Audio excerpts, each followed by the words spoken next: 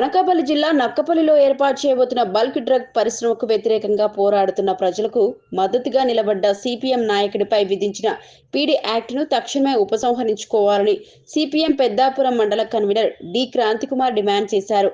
కాకినాడ జిల్లా పెద్దాపురం పట్టణంలోని యాసలపు సూర్యారావు భవనంలో ప్రభుత్వ నిర్బంధ చర్యలకు వ్యతిరేకంగా సిపిఎం నాయకులు పోస్టర్ ఆవిష్కరణ నిర్వహించారు. ఈ కార్యక్రమంలో సిపిఎం జిల్లా కమిటీ సభ్యుడు నీలపాల సూరిబాబు, పార్టీ నాయకులు ఎస్ శ్రీనివాస్, కేదారి నాగు పాల్గొన్నారు. ఈ సందర్భంగా క్రాంతికుమార్ మాట్లాడుతూ రాష్ట్రంలో గాంజాయి దాడులు, మహిళలపై దాడులు, మద్యం విక్రయాలు పెరిగిపోతున్నా వాటిని అరికట్టడంలో ప్రభుత్వం విఫలమైందని అన్నారు. ప్రజల కోసం పోరాడుతున్న వారిపై మాత్రం కేసులు పెట్టడంలో ప్రభుత్వం ముందుంటోందని విమర్శించారు.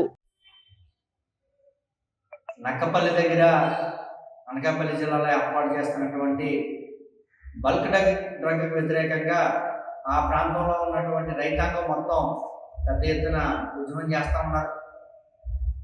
అక్కడ కంపెనీని తీయాలని చెప్పి, ఆ కంపెనీ ఏర్పాటు చేయొద్దని చెప్పి కోరుతూ అనేక రోజులుగా అక్కడ ఆందోళన కొనసాగుతుంది.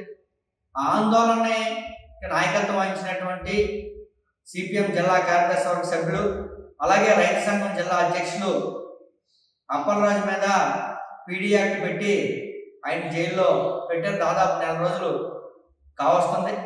ఇప్పటికి కూడా ఆయన్ని విడుదల చేయలేదు. ఒక ప్రాంతంలో కంపెనీ పెట్టాలని అంటే ఆ ప్రాంతంలో ఉన్నటువంటి ప్రజానీకాన్ని అందరినీ కూడా ఒప్పించి ఆ ప్రాంతంలో ఉన్న ప్రజల యొక్క అవసరాలని తీర్చి అప్పుడు కంపెనీ ఏర్పాటు చేయాలి.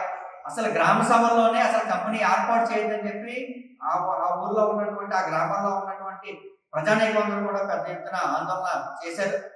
బల్క్ డ్రగ్ ఏర్పాటు చేస్తే మత్స్యకారుల జీవనోపాధి పోతుందని చెప్పి మత్స్యకారులందరూ కూడా రోడ్డు మీదకి వచ్చి ఆందోళన చేశారు.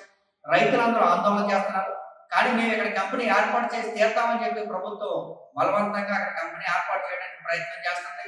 ఆ పోరాటానికి నాయకత్వం వహిస్తున్నటువంటి అప్పలరాజు మీద పీడీ యాక్ట్ పెట్టారు.